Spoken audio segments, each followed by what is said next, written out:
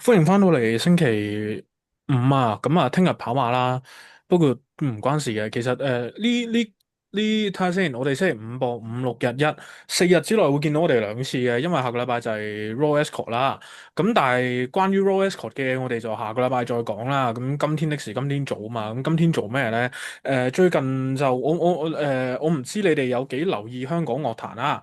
咁但係即係 Jace 就出咗新歌，就係呢個 Switch，係大家有冇聽㗎？我係冇聽嘅，但係我見到嗰個大蛇丸碌，大蛇語錄。大蛇大蛇大蛇丸丸嗰個碌啊！造型你冇睇造型，火影，所以你唔知哦，係大蛇丸啊？我唔知啊，我就係打機嘅啫，唔係我即係打機打個手型。OK，唔緊要嘅。但係我想問，因為咧呢首歌就多人討論嘅原因就係成個曲風啊各樣。其實 Jay 自從獨立之後個曲風都已經係試緊好多唔同嘅曲風啦。咁我想首先嗯，知嘅第一樣嘢就係你哋記憶之中聽過最震撼你哋音樂美感嘅音樂係邊一首咧？嘅歌曲係邊一首咧？即係最我震撼。係即係你冇諗過原來咁樣係可以係一首好聽嘅歌，或者係啦好聽嘅歌啦。我覺得好聽都重要嘅，喺我哋呢個討論入邊，OK，任因為何啦係。如果你話如果你話好 shock 咧，通常你第一下未必覺得好聽嘅，因為你係嗯哼。一啲好新嘅概念啊，或者一啲好新嘅方法去做嗰首歌啊，你先會有一個好驚訝嘅感覺噶嘛。咁所以第一下你嘅感覺應該係驚訝 over 好聽多啲，我呢個係唔係咯，我嘅諗法啦。我通常唔係咯。你唔係嘅，你係可以嗱，因同時為我最有感到近驚訝。嗯，係啊，即係例如，因為我聽音樂嘅 variety 係真係好闊啦嚇。我上個禮拜先聽完一個關於男音嘅分享會啊，真係唱男音OK，係啦。香港有個團體叫一財鑼鼓，咁佢就喺我去開書店度搞分享會啦，長夢啦。咁佢哋就示範咗男音，而我都我中意男音，我中意粵曲嘅，我有聽嘅。咁即係個 variety 去到呢度，而去到我最中意聽，即係未係最中意聽嘅 metal 啦、Slipknot 啦、Metallica 啦都有啦，pop 我會聽啦，各樣我會聽。咁而好多獨立 band 我都會聽。咁我分享一個近期我聽為之即係唔係驚人啦，我好少聽嘅，有一隊叫做大象體操，有冇聽過啊？好似有啲印象呢個係一隊台呢個名。灣嘅獨立 band 嚟嘅。咁佢哋啊，係啦，唔係啦，係啦。係啦，因為唔知上年2024攞咗唔知金曲獎嘅，好似 Best Album 定點樣嘅。咁佢哋係一隊佢哋個原來有名嘅個 style 叫做 Mathematic Rock 啊。咩意思咧？就係我哋聽開嘅歌都係八拍六拍咁樣噶嘛，而佢哋會喺八嗯，拍六拍度加啲不規則嘅節奏點上去，可能突然之間有個九拍啊、七拍嘅出現，然之後令到好嗰啲應該係類似 chord progression 係會有 irregular 嘅地方嘅。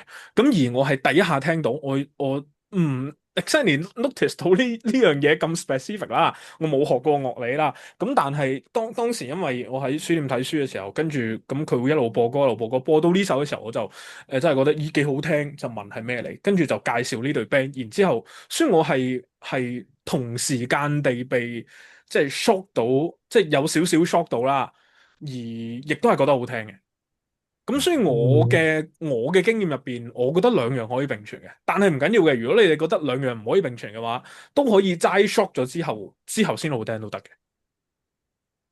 嗯，如果係咁啊，個人經歷就誒少女時代咯，因為曾經佢哋有一首主打歌係你聽落唔似一首歌嘅，似係即係剪剪埋埋湊埋一堆炒埋一碟，而你覺得個過渡係唔係好順嘅，即係好似係三首歌唔完整嘅，又堆埋咗一首歌咁樣啦。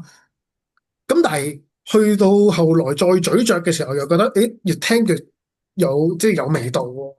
即係佢初即係佢個 chorus 係 EDM 咁樣 style 咁樣嘅，但係佢啲 bridge 啊，其他用嘅樂器好唔同啊。可唔可以理解為 誒個 Bohemian 誒誒誒唔記得咗波希米亞狂想曲咁樣咧？過上曲，有少少似嘅，有少少似嘅，就係其實你聽落似係一啲剪剪埋埋嘅作品咯。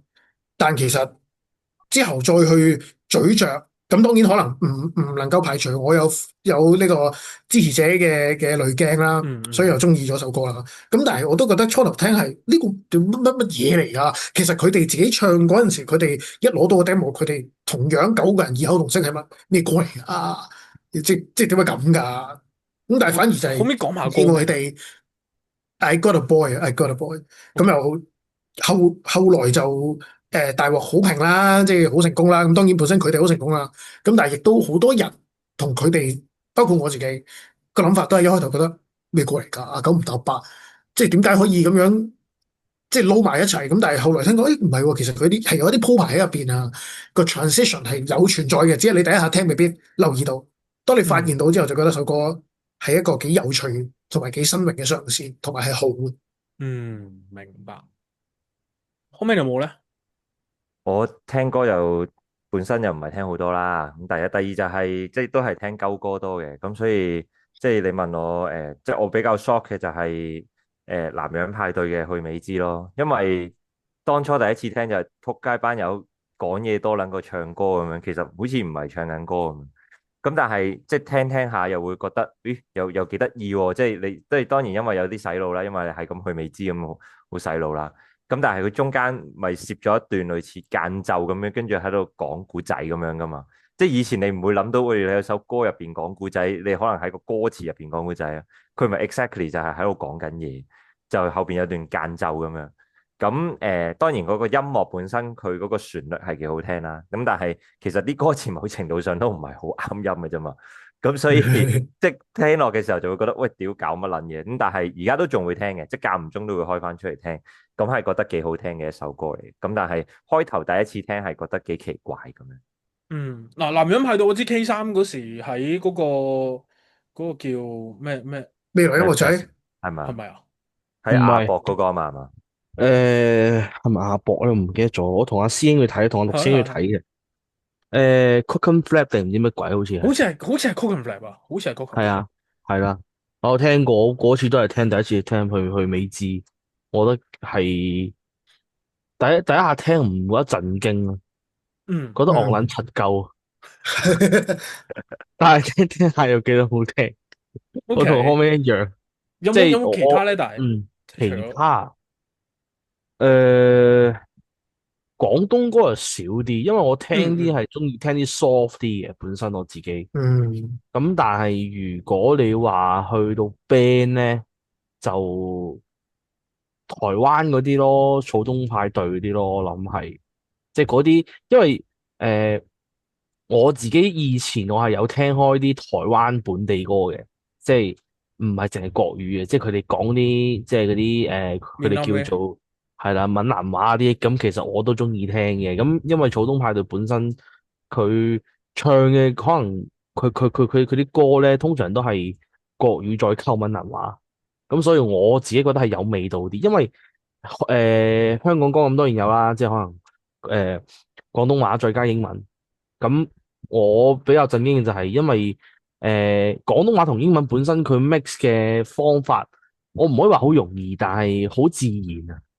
即係又有廣東歌詞，又有英文歌詞，但係當時我係冇諗過，原來國語同閩南話都可以溝到一齊。台語啦，即係係啦，係啊，係啊，台語啊，叫做係啦，即係叫台語。咁所以呢個係我少少震驚嘅位置，所以嗰陣時我就又開始聽草東派對咯。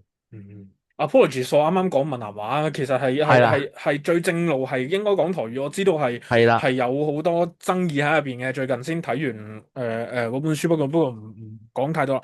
誒、即係點解我突然之間想帶出即係呢個話題，就係嗰個震驚同埋嗰個美學咧，就係嗱唔同嘅音樂都有佢自己嘅發源地啦。我相信呢個係大家都明白㗎啦。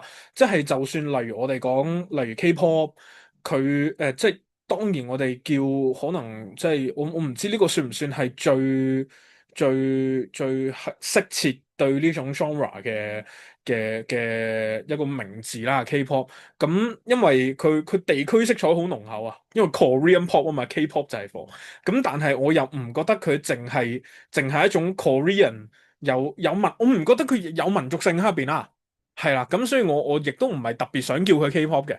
咁但係例如呢種嘅舞曲一種dance 嗰隻舞曲啊，舞曲嘅 style 啦，或者blues 有佢自己嘅發源地啦，甚至乎 metal 都有佢自己嘅發源地啦。其實誒，我問嘅問題就係、我哋雖然一個即係好企喺即係當我哋去留 comment 喺道德高地嘅時候，我就可以話：喂，你哋冇聽過乜乜乜，其實人哋乜乜乜都做緊點樣？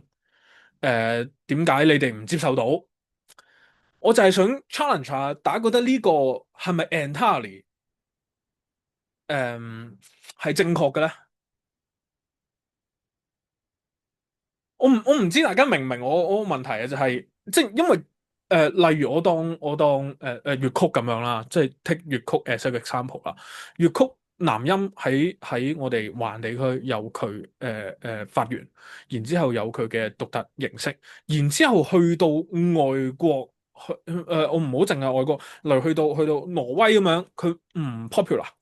跟住然之後，你企喺人哋高地話，你啲挪威人唔開放，唔 open-minded 嘅，人哋一路都係百幾年歷史㗎啦，你唔識欣賞，係咪 valid 咧？呢句我講法，我直頭我唔單止覺得唔 valid，我直頭覺得係弱智添。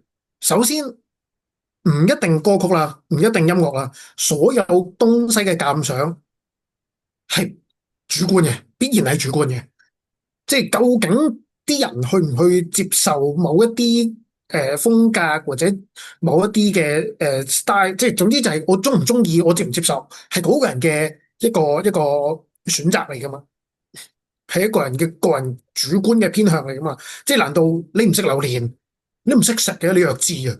咁喂，你就會覺得呢條友即係咁，我唔中意食榴蓮，咪唔中意食榴蓮咯。即係可能例如。突然間有個人走出嚟同你講，哇，Jace 而家出咗首 Switch 咁咪啱咯，呢啲真係好歌嚟嘅。以前出埋晒啲咩隔離九唔搭八，咁你一樣會覺得佢即係你做乜嘢啫？咁而家好啦，Jace 叫做有個新拓展一個新嘅音樂風格出手，即係與別不同啲嘅歌，可能佢過往都係未嘗試過嘅。然後某啲人我見到呢啲言論啦，就係話，你哋啲人保守，唔可以接受新事物。你哋有問題，人哋去嘗試，你唔支持，你係冇幫助呢樣嘢，仲打壓即係深效。我係非常之不以為然嘅，因為太主觀係中唔中意，喜唔喜歡。即係我可以，即係我表達我唔中意呢個曲風，我唔代表係反對緊佢噶嘛。我唔係講緊，你唔好搞，你唔好做呢啲嘢啦，都唔好聽。即係呢樣，即係你要分清楚兩樣嘢，嗰個表達個人感覺同我去批評，其實唔一定掛鈎噶。我唔中意食榴蓮，唔代表我話榴蓮就唔應該存在喺呢個世界。呢個係我嘅睇法。嗯，咁呢個當然係相當持平啦。咁但係即係我可能企喺嗰邊，我再講一講啦。因為 suppose 尤其音樂係一個 universal 嘅 language 嚟嘛，即係好難即係究竟係你唔嘗試去接受，定係你唔接受咧？即係我係會 challenge，即係如果喺佢哋嘅立場，我就會 challenge 呢樣嘢。而當你話覺得佢唔好聽嘅時候，我就會話係因為你冇嘗試去接受咯。嗯哼，咁呢樣會咁樣，好啲，呢樣會好啲。即係例如，我覺得榴蓮唔好食，但我呢世人都未食過榴蓮，定係我其實食過榴蓮唔好食，甚仲嘔添，咁係有分別噶嘛？即係究竟你肯踏出幾大步去剔嗰樣嘢？即係例如，我好記得我以前誒、呃、聽過一首動畫嘅主題曲，係《鋼之煉金術師》09版嘅第三首 opening。我第一次聽，我係覺得做乜鬼？點解好地地一首日文歌俾佢哋唱到泰文歌咁樣？即係一嚟個歌詞係好密嘅，同埋冇乜一個音調嘅起伏嘅，係好平嘅。佢又唔係 rap，但係好密，但係冇乜音嘅變化，跟住又好掠，即係比較掠咧。日文嚟講，佢哋都係好掠啦。我聽落就似泰文咯，即係南無阿彌陀佛咁樣，咁我覺得好奇怪。咁有段時間咧，我每次一睇，我就會飛咗嗰個 open，唔想聽。咁好啦，但係聽咗，即係有次係唔記得做緊嘢，冇飛到咁樣啦，跟住再聽又覺得唔係喎，好似係有啲味道喺入邊咯。跟住就再之後就開始唔飛啦，又會飛，唔係又聽到第一次聽到覺得奇怪，去到會飛，去到開始唔飛，去到特登單首歌嚟聽，就係有呢個進程咯。你係要踏出嗰一步咯。咁當然我呢個踏出呢一步係一個無意嘅嘗試啦。但係有時有趣嘅嘢或者好嘅嘢就係喺你踏出去嗰步，你先會揾到。嗯，咁即係你都係你覺得係將呢樣選擇權係留翻俾更加即係留翻俾大眾受眾咯，啦。係嗯，咁但係有冇方法係即係令即係嗱，究竟係嗰個音樂獨特性緊要啊，定係嗰個好聽或者點樣係緊要咧？Coleman 係我覺得咪？兩樣。我見你開咗咪嘅。哦，開個咪，唔係因為我諗緊，因為頭先你講嗰個獨特性同好聽啦，因為其實有陣某程度上，我應該咁講，我哋係當然我哋大部分人都係追求好聽啦，咁所以其實即係有一啲曲風嚟嚟去去都係嗰種，但係佢係好 popular 噶嘛，即係以前有段時間興 R&B，我唔知而家係咪仲興 R&B 啊，即係我中學嗰個年代係個個都聽 R&B 噶嘛，咁呢一個曲風大家都好中意，咁咪 keep 住都好聽咯。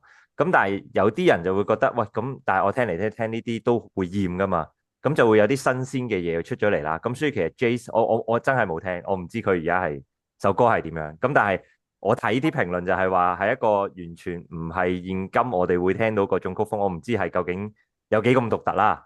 咁但係即係我諗，因為太獨特，大家就會有少少驚訝，究竟係即係唔係聽慣嘅嘢。咁所以就會第一時間就會有種抗拒喺入邊。咁但係呢啲時間，即係呢樣嘢就需要時間消化咯。咁好似以前，即係譬如而家我要聽粵曲都好啦。即係我開頭都會諗啊，我其實一路都冇聽過，我冇接觸開呢樣嘢，我都分辨唔到究竟呢樣嘢係好聽定唔好聽。即係當你聽到一樣新嘅事物嘅時候，我自己都會諗，哦，我冇聽開呢樣嘢。我會有一種下意識就係，因為我唔係聽開呢樣嘢，我對於我原本去判定呢樣嘢好聽，呢首歌好聽與否嘅嗰個機制就會冇咗，我就要去諗呢樣嘢究竟係咪屬於一個好聽嘅事物，咁我就需要時間消化啦。可能我要聽多幾次，可能我要去理解下呢首歌原本嘅理念係啲乜嘢，咁但係呢樣嘢好高門檻啦，因為作為一個好普通撳着個掣就聽首歌嘅人嚟講，佢唔會有咁多時間去理解背後首歌本個理念係啲乜嘢啊，佢根據啲乜嘢去創作啊，有幾多人肯去做呢樣嘢咧？唔多，咁我自己都未必真係呢一種，但係我最多都會係聽多幾次，究竟我係咪中意呢首歌？我甚至乎其實我唔係好識分R&B rock，即係究竟有咩音樂種類，我都唔係好識分。我最多只會係我聽多幾次，我究竟呢首歌係咪真係適合我聽？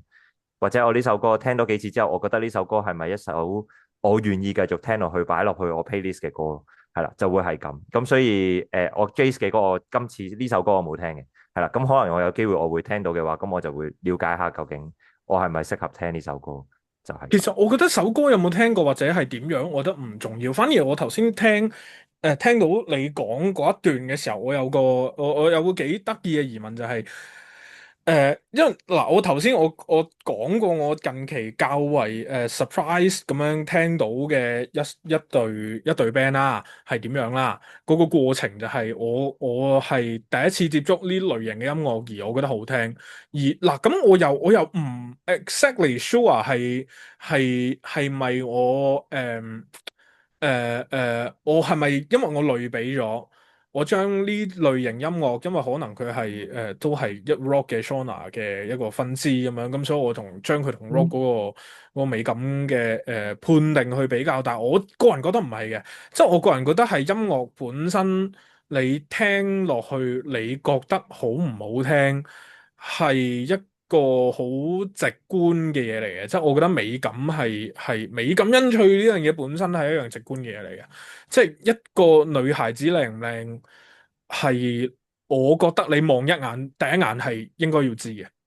即係嗯可能你未見，即使你可能你第一次見呢個人種都好啦。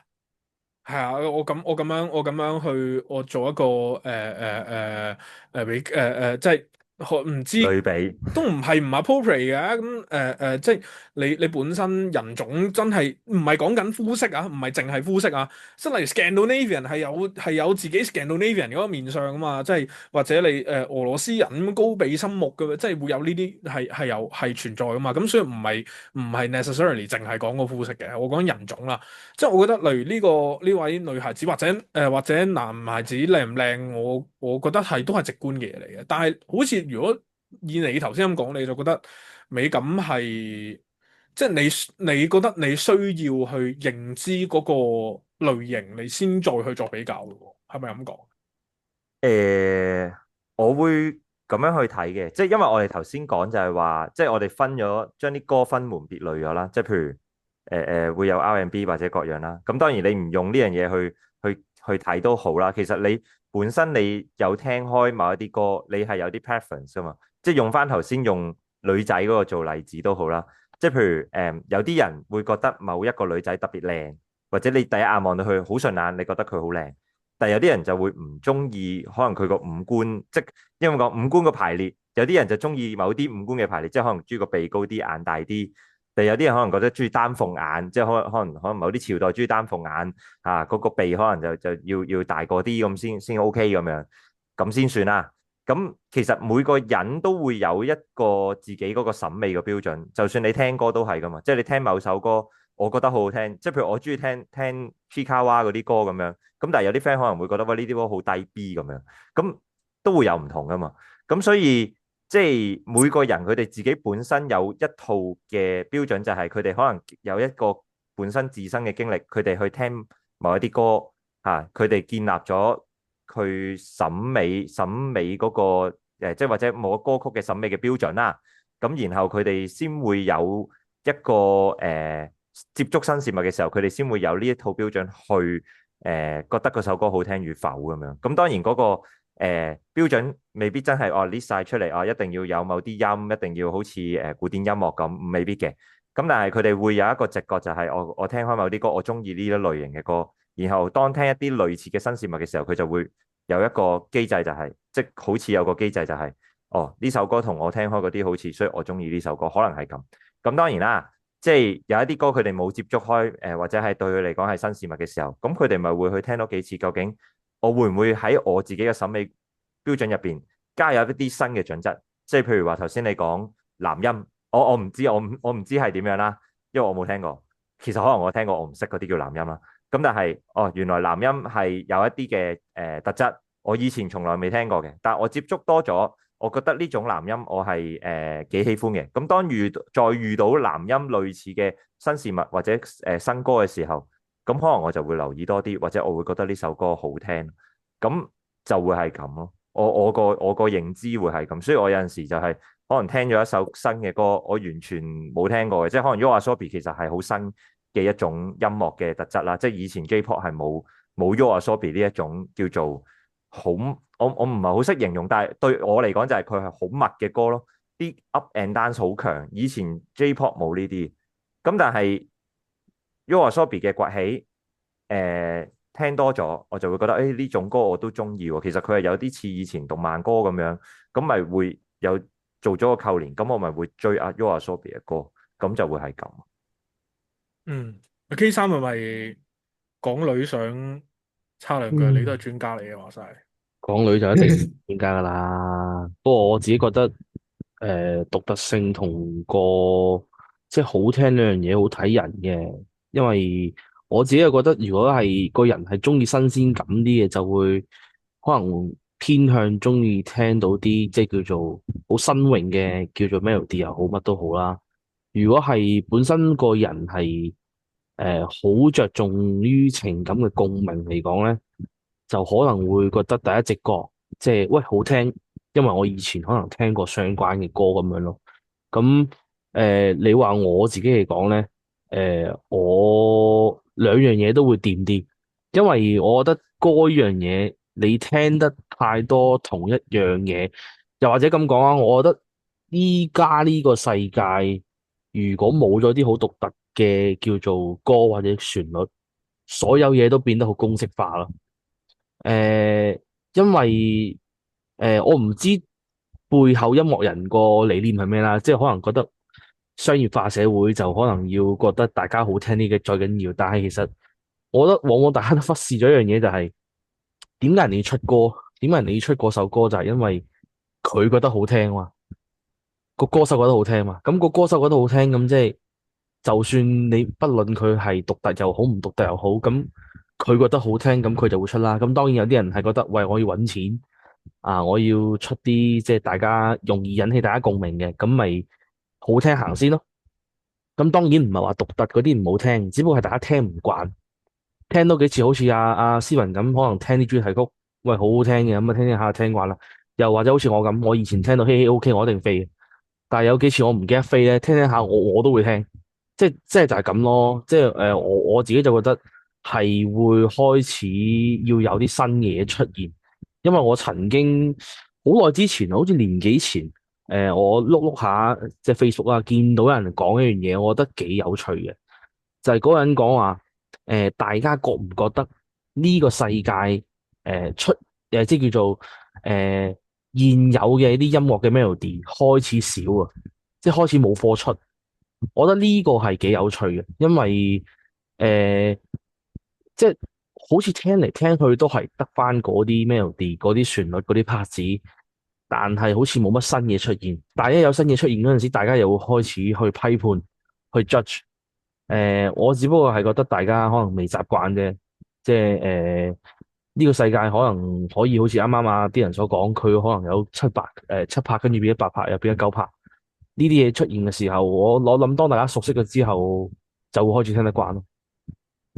我諗係你頭先講嗰個 melody 嗰個就我未開啦，其實我一路買咗喺度等一個時間去睇啊，純粹太多新書嘅就係、之前有一本叫做粵語歌詞考嘅書咧，就有講一啲關於粵語歌詞嘅嘅一個我其實比較學術嘅一個討論嚟嘅，咁入邊有提到，例如就算好似我哋講粵語平時咁樣，因為粵語歌同歌詞最重要同其他音樂最唔同嘅地方，就係需要啱音啊嘛。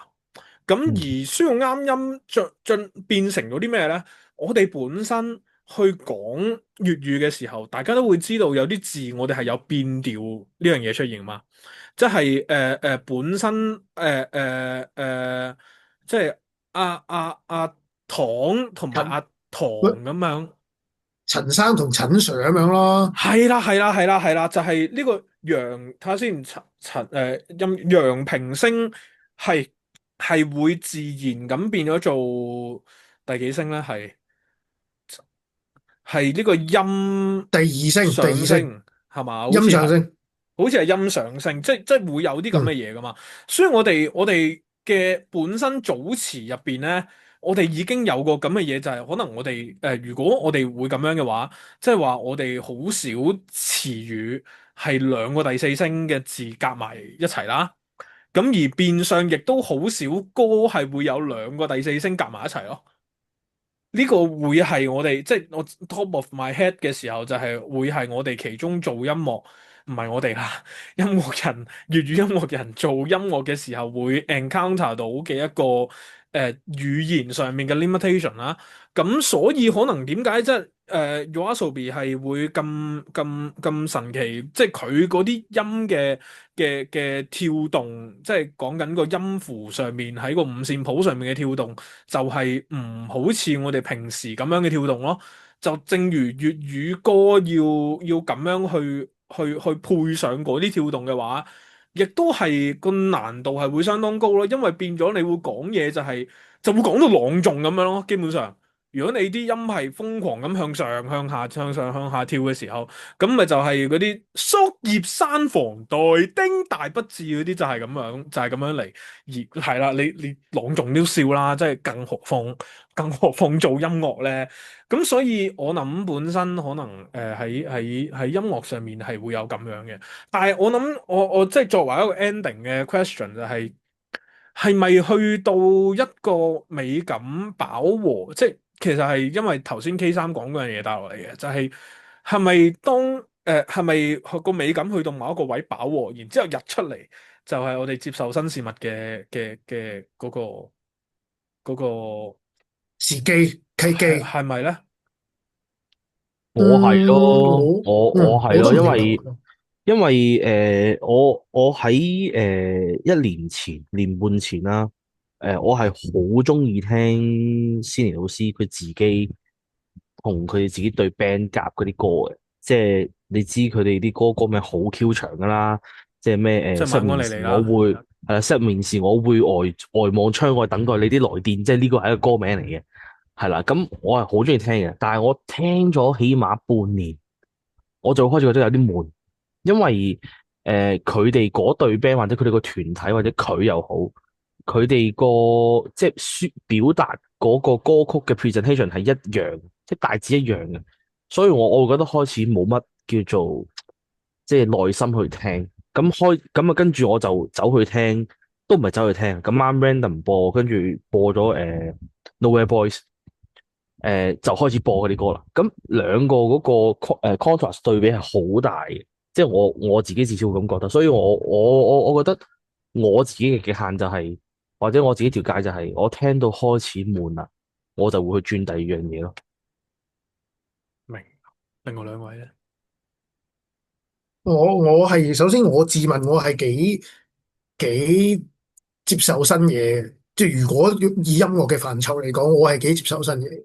咁所以如果我陣間完咗之後聽下 Jace 首新歌，睇下有咩諗法先。但係我自己對一啲好舊啊嘅歌啊，我今時今日都仲係好喜歡嘅，即係我好少話聽厭啊呢樣嗰樣，即係我覺得每次攞出嚟都有個新嘅感覺。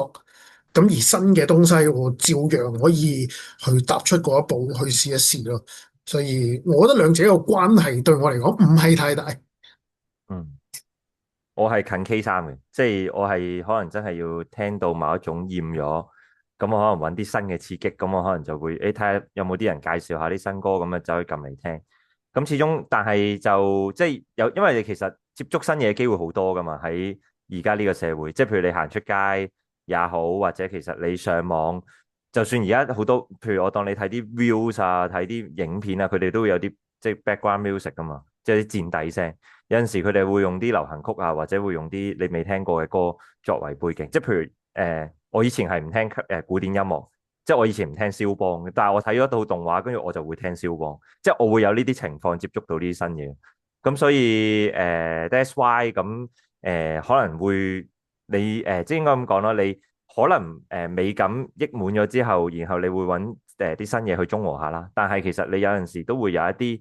叫做契機，可能行過某啲地方，你都會接觸到啲新嘢。咁睇下你個人，我自己啦，我自己就係、聽咗幾得意喎，咁咪翻去download 嚟聽下咯，咁樣。咁但係如果你要我主動揾咧，就應該好大機會就係 K 三嗰個情況。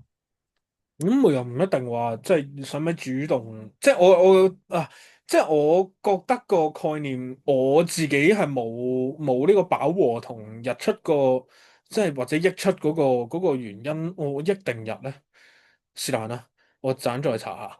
嗰個問題就可能係我聽嘅 range 闊啦，我唔知關唔關事啦，咁好難飽和到啦，即係我即係我當你有真係要分到好細咩 genre 咁樣先算啦，即係例如 metal 其實啲人都會分 genre 分得好好仔細嘅，即係可能Gothic 啲啊，或者fresh 啲啊，或者點樣death metal 係多啲 warring 啊，咁佢哋可能會分到好細嘅。咁但係我覺得每一種音樂本身佢做出嚟嗰個理念都應該係為咗好聽先嘅。咁如果佢覺得好聽嘅話，可以發掘到佢自己揾到出嚟嘅嗰份美感嘅話，咁就有機會 enjoy 得到咯。即係我個概念係咁樣咯。咁所以我又未必有把握。即係例如我呢排聽得最多，其實我一路都會聽得好多嘅一個 mix 喺我睇書嘅時候咧，尤其係屋企咧，其實我會播翻達哥以前唱歌嗰啲。嗰啲歌真係噶，因為我當一個我唔知係我唔知我當佢係 background noise 定係 background music 啊。講真，即係就算係 noise 對我嚟講，都 somehow 都算係一種 white noise 嚟嘅。因為可能我聽其他歌嘅時候，我心入邊會諗住嗰啲歌詞究竟係點樣啊，即係可能會俾啲音樂 distract 咗。但係佢唱到咁咧，我係絕對唔會俾佢 distract 到嘅。咁好唔好聽，當然係另外一個層次啦。即係佢如果聽得出係好聽嘅話，我相信你個人都好似我咁個審美觀已經去咗另外一個層次啦。咁但係呢個都係一個揾到嗰啲嘢嘅，揾到嗰啲美感嘅地方咯。咁所以冇嘅，即係純粹今日就係咁樣討論下，即係呢啲關於音樂嘅美感啊成。我又覺得就算你係可能你好中意聽一類音樂嘅，你可能覺得到老都係要聽肖邦啊、巴赫啊、仲有貝多芬啊咁樣，我都係尊重嘅，我覺得係長情，我覺得係犀利啲，即係好似 Hallman 咁樣最長。標歌好聽㗎。我唔反對，唔反對，我即係我諗住讚你長情同埋專一嗰方面嘅。你好唔咗，好嘅，咩啊？做咩啊？唔係咁樣，唔係噶嘛？係咁，你唔唔係專一㗎？係咁樣。今日時間差唔多啦，你唔專一㗎？冇大鑊，再講啦，唔係你專一嘅，一定係專一嘅，係咯。咁啊就去到呢度啦。咁下個禮拜一就再見面，然之後咧禮拜二三四六嘅皇家市谷咧，其實我哋都係會有直播嘅。咁星期五唔係我哋直播，都有其他台會直播嘅。咁喺邊啲就到時留意下啦。就係咁樣。今日去到呢度。拜拜。拜。